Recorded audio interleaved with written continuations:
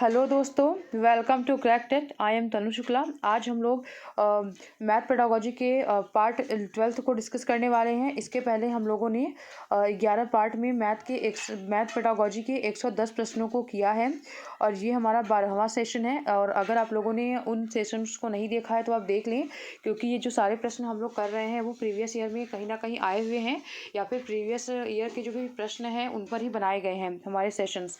तो ये जो हम सेशंस कर रहे हैं मैथ पेडागोजी के, हिंदी पेडागोजी के और सीडीपी के जितने भी सब्जेक्ट की ईवीएस पेडागोजी जो भी हम लोग कर रहे हैं वो आपके आने वाले जो सीटेट का एग्ज़ाम है जो कि 2021 में होने वाला है उसके लिए काफ़ी यूज़फुल होगा। तो ये सीटेट 2021 के लिए, और उसके अलावा ये आपको एमपी टेट में भी हेल्प करेगा।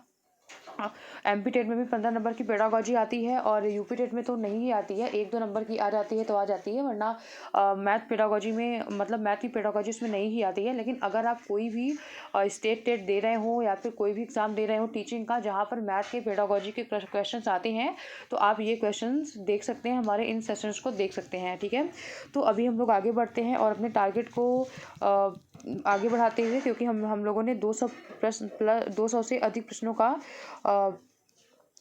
200 से अधिक प्रश्नों को हम करने वाले हैं मैथ पेडागोजी के। तो अभी तक हम लोगों ने 110 प्रश्नों को कर लिया है। आज हम लोग 10 प्रश्न और करेंगे तो 120 प्रश्न हो जाएंगे। तो ऐसे ही हम लोग 200 से अधिक प्रश्नों को करेंगे। ठीक है, तो अपने टारगेट की तरफ आगे बढ़ते हुए हम लोग आज का पहला क्वेश्चन देखते हैं कि आज का पहला क्वेश्चन क्या है कि किन दो संख्याओं का गुणा करने पर गुणनफल 24 प्राप्त होगा। ठीक है, गुणनफल 24 प्राप्त होगा। ऐसी कौन सी संख्याएं हैं जिनका गुणा करने पर गुणनफल 24 प्राप्त होगा।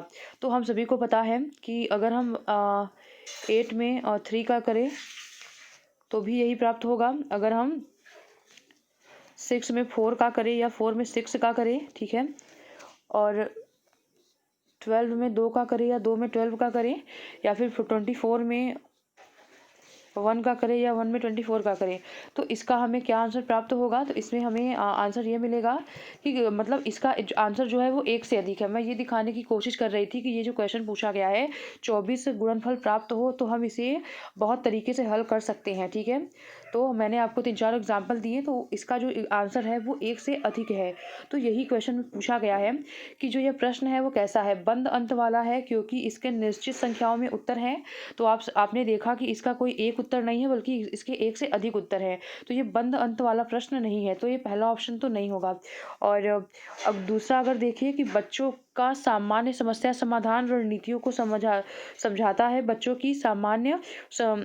को सामान्य समस्या समाधान रणनीतियों को समझाता है ताकि वह सही उत्तर दे सके, या फिर अधिसंज्ञानात्मक रूप से चिंतन करने में बच्चों की सहायता करता है, या फिर मुक्त अंत वाला प्रश्न है क्योंकि इसके 1 से अधिक उत्तर है।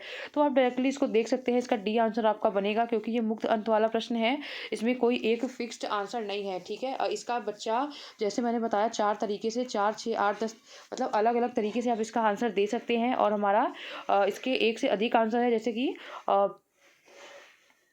6 में आप 4 का गुणा करेंगे तो आपको 24 मिलेगा। अगर एक बच्चे ने ये आंसर दिया तो उसका भी आंसर सही होगा। ठीक है, किसी बच्चे ने 8 × 3 लिखा, ठीक है, और उसने ये आंसर दिया तो उसका भी आंसर सही है। किसी ने 12 × 2 लिखा तो उसका भी आंसर सही है। तो इसका जो आंसर बन रहा है वो 1 से अधिक बन रहा है। तो जहाँ पर 1 से अधिक आंसर बनते हैं उन्हें हम क्या कहते हैं, उन्हें हम मुक्त अंत वाले प्रश्न बोलते हैं, क्योंकि इनके 1 से अधिक उत्तर होते हैं और इसके उत्तर एक फिक्स्ड नहीं होते कि मैंने 12 × 2 फिक्स्ड कर दिया कि यही आंसर जो लिखेगा वही सही होगा। इसके उत्तर जो होते हैं वो फिक्स्ड नहीं होते हैं, बल्कि अलग अलग डायरेक्शन से हम आंसर निकाल सकते हैं इसका। ठीक है, तो यहाँ पे ये मुक्त अंत वाला प्रश्न है क्योंकि यहाँ पे 1 से अधिक उत्तर है। ठीक है, तो यहाँ पे 1 से अधिक उत्तर है, इसलिए ये मुक्त अंत वाला प्रश्न है। और अगला क्वेश्चन है कि राशिद कक्षा 5 में पढ़ता है, वह विभिन्न प्रकार के त्रिभुजों को भिन्न श्रेणियों में वर्गीकृत कर सकता है, लेकिन त्रिभुज के तीनों कोणों का योग 180 होता है। इसके अमूर्त प्रमाण को समझने में उसे कठिनाई होती है।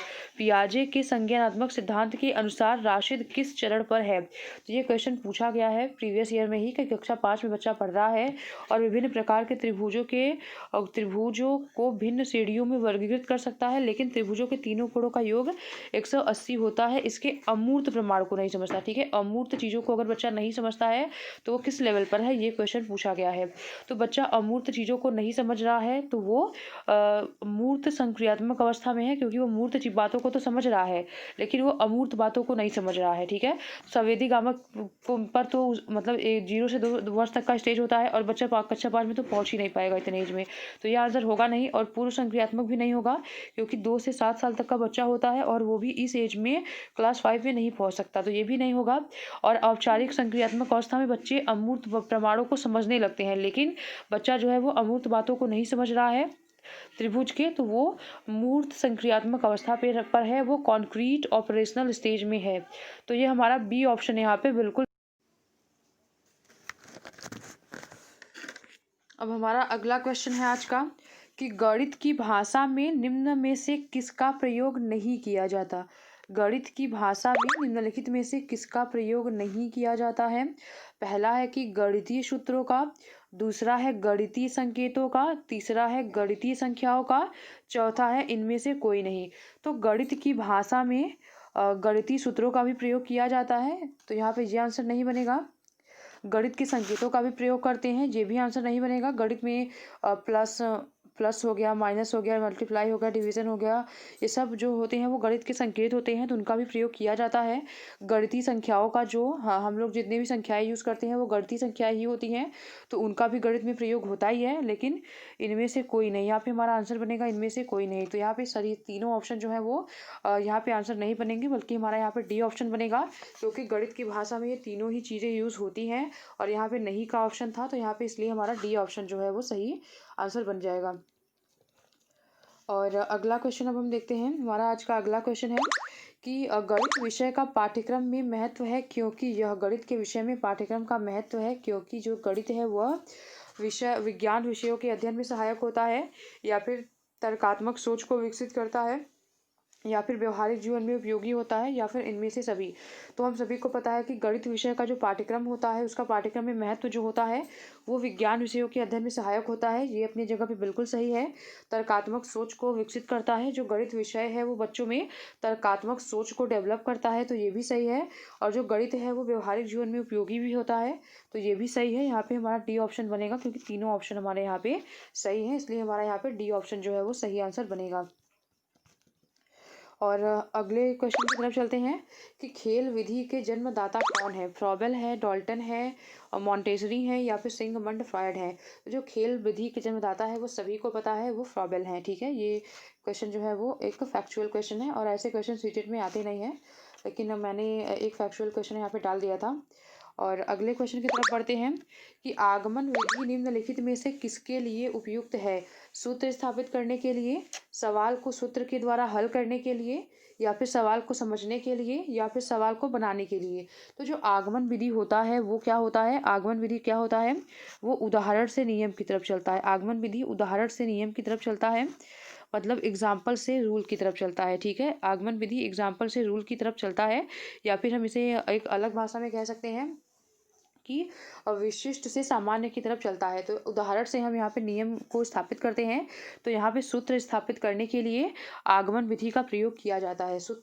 सवाल को सूत्र द्वारा हल करने के लिए निगमन विधि का प्रयोग होता है, सवाल को समझने के लिए भी नहीं और सवाल को बनाने के लिए भी नहीं, बल्कि सूत्र को स्थापित करने के लिए आगमन विधि का प्रयोग किया जाता है। आगमन विधि का प्रयोग सूत्र को स्थापित करने के लिए किया जाता है। पहले उसे एग्जाम्पल्स पर लगाया जाता है और जब वो बैठने लगता है उस पर, तो उसका सामान्यीकरण करके उससे सूत्र बनाए जाने लगते हैं। तो आगमन विधि का प्रयोग जो है वो सूत्र स्थापित करने के लिए किया जाता है। और आज का हमारा अगला प्रश्न है कि जो विद्यार्थी गणित नहीं समझ सकते वे इस विद्यालय में नहीं आ सकते, यह कथन किसका है। ऐसे जो प्रश्न है वो यूपी रेट में आने की संभावनाएं कई बार होती हैं और कई बार आया भी है कि जो विद्यार्थी गणित को नहीं समझ सकते वो इस विद्यालय में नहीं आ सकते हैं, तो यह कथन किसका है। यह कथन जो है वो प्लेटो का है।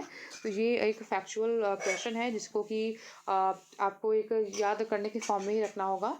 तो यहाँ पे हमारा सी ऑप्शन होगा, अरस्तु, हर्बर्ट और हैमिल्टन नहीं है, बल्कि यहाँ पे हमारा डी ऑप्शन जो है वो बिल्कुल सही है कि जो विद्यार्थी गणित नहीं समझ सकते वो विद्यालय में नहीं आ सकते। ये जो स्टेटमेंट है वो प्लेटो के द्वारा दिया गया है। और अगले क्वेश्चन की तरफ चलते हैं कि प्रोफेसर सुल्टजे के अनुसार गणित पढ़ाने का प्राथमिक उद्देश्य क्या है। सुल्टजे के अनुसार गणित को पढ़ाने का जो प्राइमरी उद्देश्य है वो क्या है। दूसरी विधाओं में सहायता प्रदान करना, या फिर मानसिक शक्ति का विकास करना, या फिर खाली समय का सदुपयोग करना, या फिर प्राथमिक तथा सामान्य सिद्धांतों का उसे परिचय कराना। तो जो प्रोफेसर सुल्टजे हैं उनके अनुसार गणित को पढ़ाने का जो प्राथमिक उद्देश्य है वो मानसिक शक्तियों का विकास करना है। यहाँ पे हमारा बी ऑप्शन सही है और ये भी एक फैक्चुअल टाइप के क्वेश्चन है। इस तरीके से जो क्वेश्चंस होते हैं वो यूपी टेट में पूछे जाते हैं। और अगला क्वेश्चन है कि विश्व में सर्वाधिक एक समान रूप से उपयोग में आने वाली भाषा कौन सी है। हिंदी है, चीनी है, अंग्रेजी है या गणित है। तो विश्व में सर्वाधिक एक समान रूप से उपयोग में जो आने वाली भाषा है वो गणित की भाषा है, क्योंकि अगर विश्व में आप कहीं पर भी चले जाओ तो गणित की भाषा सेम रहेगी।